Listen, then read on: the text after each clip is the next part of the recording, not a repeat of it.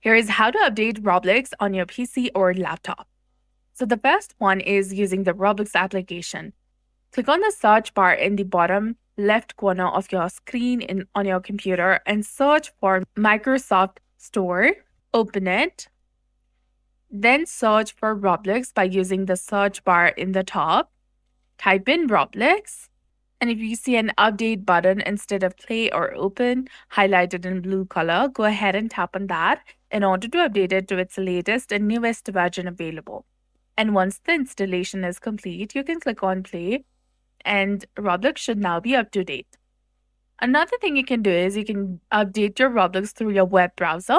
Open your web browser and go to Roblox website. Now go ahead and select a game that you want to play. Then tap on this play button.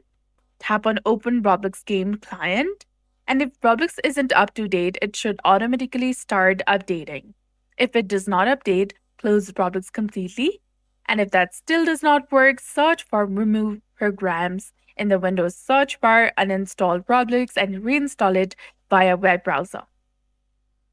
So that's it. I hope you found this video helpful. If you did, please like, share, and subscribe. Thanks for watching. We'll see you again in the next one.